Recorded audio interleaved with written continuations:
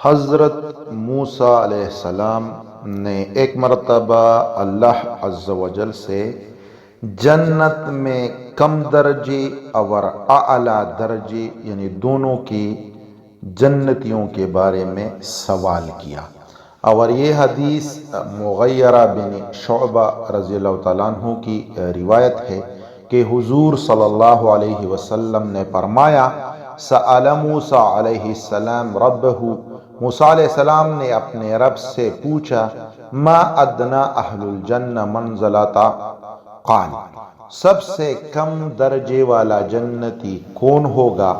اللہ تعالیٰ نے کہا، وہ شخص جو اہل جنت کے جنت میں داخل ہو جانے کے بعد آئے گا، یعنی تمام جنتی جنت میں داخل ہو چکے ہوں گے اور اس کے بعد یہ جنت میں آئے گا، اور اس سے کہا جائے گا جنت میں داخل ہو جا، تو وہ کہے گا، اے میرے رب، اب یہ کیسے ممکن ہے جب کہ لوگ اپنی اپنی جگہ لے چکے ہیں؟ تو اس سے کہا جائے گا، کیا تو اس بات پر راضی ہے کہ تجھ کو اتنا دے دیا جائے جتنا دنیا کے بادشاہوں میں سے کسی کے پاس تھا؟ یعنی دنیا میں جو بادشاہ گزرے ہیں اس کی جو سلطنت تھی، اس جیسی سلطنت آپ کو عطا کی جائے گی۔ وہ کہے گا، اے میرے رب، میں راضی ہوں۔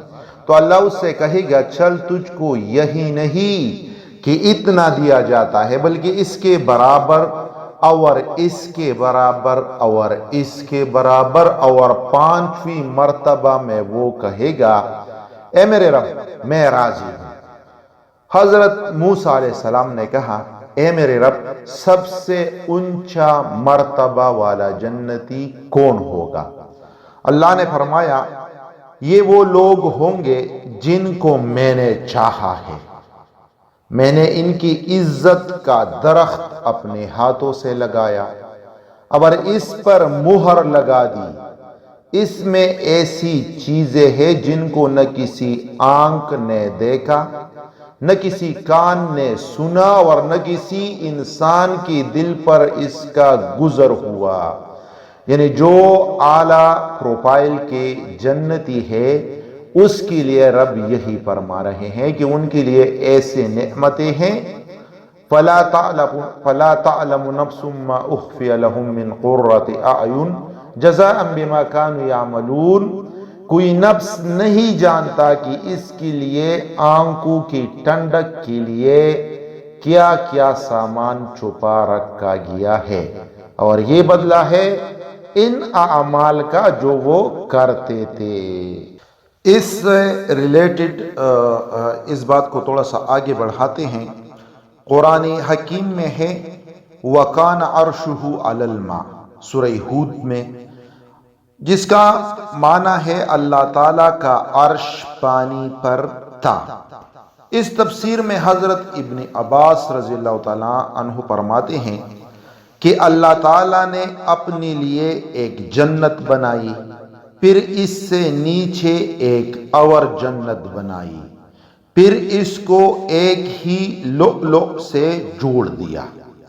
پھر حضرت ابن عباس رضی اللہ تعالیٰ عنہ نے یہ آیت پڑھی، وَمِن دُونِهِمَا جَنَّتَانِ، اور ان دو جنتوں کی نیچے دو جنتیں اور ہیں، اور یہ جنت وہ ہے جس کے متعلق اللہ تعالیٰ ارشاد فرماتے ہیں، یہی آیت جو ہم نے ابھی تلاوت کی، فَلَا تَعْلَمُ نَفْسٌ مَّا أُخْفِيَ لَهُم مِّن قُرَّةِ أَعْيُنٍ۔